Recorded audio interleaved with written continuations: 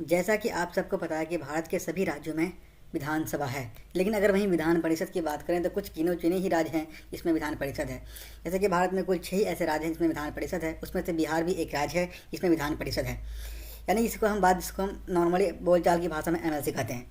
तो तो बिहार में जो है एमएलसी के सदस्य जो होते हैं वो 75 होते हैं, जिसमें से 12 जो आपके होते हैं वो राज्यपाल के द्वारा मनोनीत किए जाते हैं, और वहीं पे 63 जो होते हैं वो निर्वाचित होते हैं। और निर्वाचन जो उनका होता है वो कुछ जो आपको होते हैं विधानसभा क्षेत्र से होते हैं, कुछ कुछ आपके जो होते हैं वो नगर पालिका, जिला परिषद, पंचायत समिति, इनके द्वारा निर्वाचित किए जाते हैं। कुछ जो होते हैं शिक्षकों के द्वारा भी निर्वाचित किए जाते हैं, और कुछ जो होते हैं ग्रेजुएटेड जो स्नातक होते हैं उनके द्वारा भी निर्वाचित किए जाते हैं।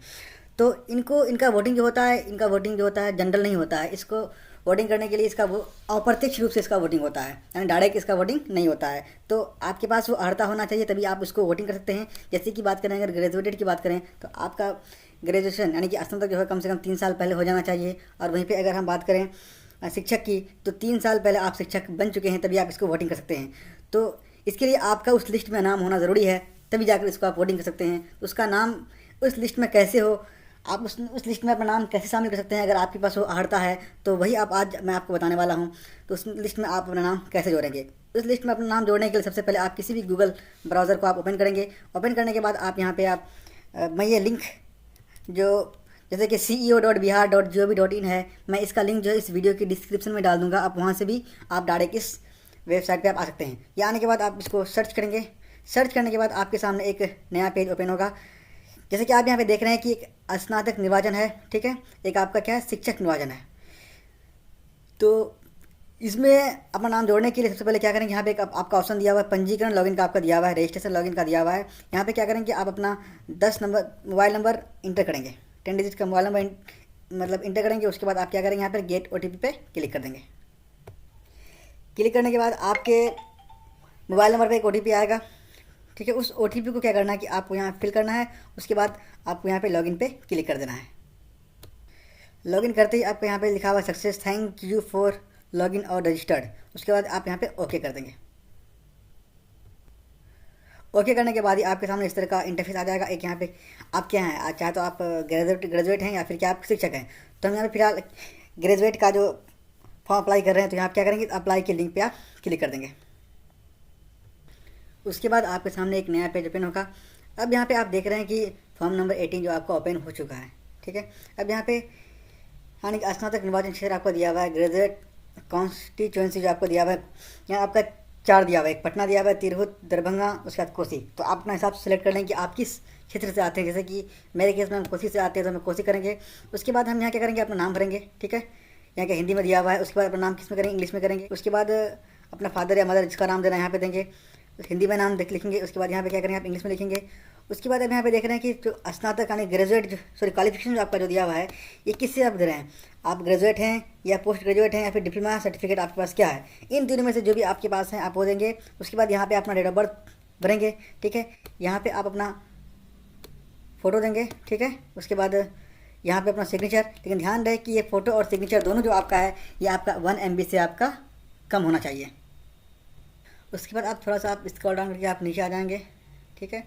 अब यहाँ पे आप देख रहे हैं कि यहाँ पे आपका व्यवसाय आपका जो भी यहाँ भर देंगे, शिक्षक हैं, टीचर हैं, विद्यार्थी हैं, जो भी आप यहाँ पे आप भर देंगे। उसके बाद थोड़ा सा नीचे आएंगे, डिसेबिलिटी अगर है तो यस करेंगे, अगर नहीं है तो उसको छोड़ देंगे। उसके बाद यहाँ पे अपना पता लिखेंगे, ठीक है। यहाँ पे क्या करेंगे, अपना आप हाउस नंबर लिखेंगे। उसके बाद यहाँ पे अपना मोहल्ला, यहाँ पे अपना विलेज, ये आपका पोस्ट ऑफिस, ये आपका जिला जो भी इसको आप सेलेक्ट कर लेंगे, पुलिस स्टेशन जो भी आपका सेलेक्ट कर लेंगे। यहाँ पे आपका तहसील ब्लॉक जो भी है, उसके बाद आपका तालुका भर देंगे। उसके बाद यहाँ पे आपका मौजा भर देंगे, ये आपका वार्ड नंबर भर देंगे। यहाँ पे उसका पिन कोड भर देंगे। उसके बाद यहाँ लिखा हुआ है क्या किसी विधानसभा क्षेत्र के लिए एक निर्वाचक के रूप में पंजीकृत हैं, तो यहाँ पे आप है तो है करेंगे, या फिर आप अगर नहीं तो आप नहीं करेंगे। तो मेरे केस में यहाँ पे नहीं है तो हम क्या करेंगे, नहीं कर देंगे। उसके बाद दिया हुआ है कि यहाँ पे आपका आधार नंबर है तो आपका आधार नंबर पे टिक करेंगे।